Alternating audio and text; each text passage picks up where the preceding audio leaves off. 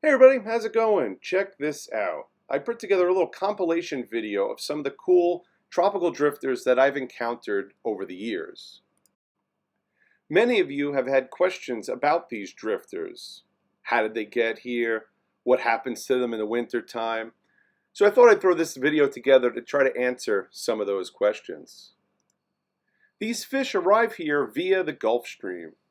The Gulf Stream is a river of water in the Atlantic Ocean that comes up from the Caribbean along the east coast of the United States. When it gets to Long Island, it's about 100 miles offshore. From here, it goes a little further north before heading out into the Atlantic Ocean towards Europe.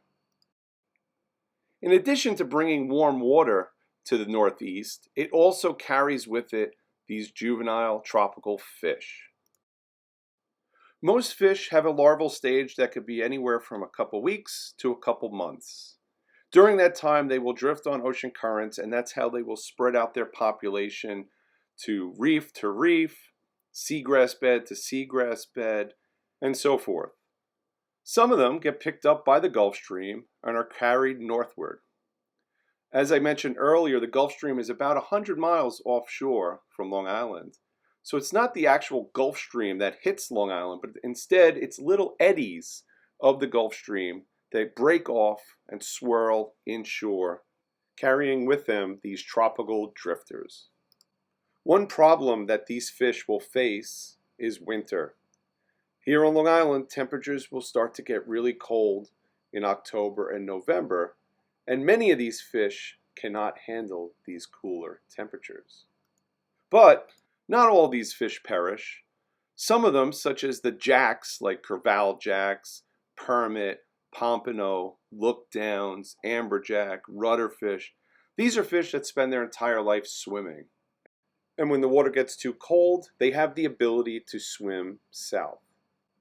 Other species, especially those that are connected to a reef, such as butterfly fish, angelfish, damselfish, many of those species will perish because they do not have the ability to migrate great distances. So as water temperatures drop, they will begin to slow down and die.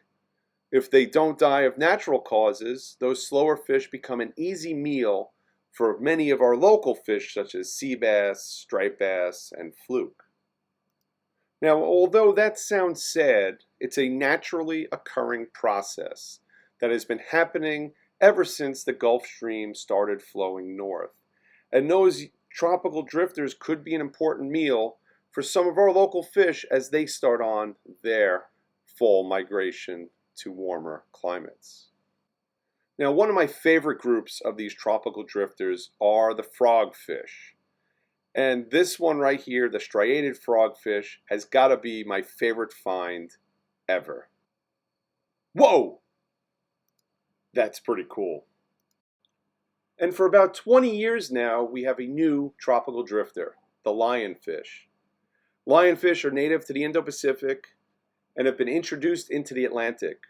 And just like these other fish I mentioned, when they spawn, their larvae drift this far north. Fortunately, these lionfish do not survive the winter here, but while they are here, they are still voracious predators, gobbling up juvenile sea bass, porgies, blackfish, and our other local fish. When I come across a lionfish, I collect it and remove it from the environment so it's no longer a threat to any of our local fish. Those that are not collected will simply die when the water gets too cold.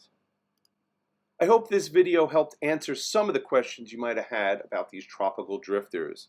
If you enjoyed it, please be sure to click the like button and share it with your friends. There's still several weeks left in the tropical fish season here on Long Island, so hopefully I can find something else that's pretty cool.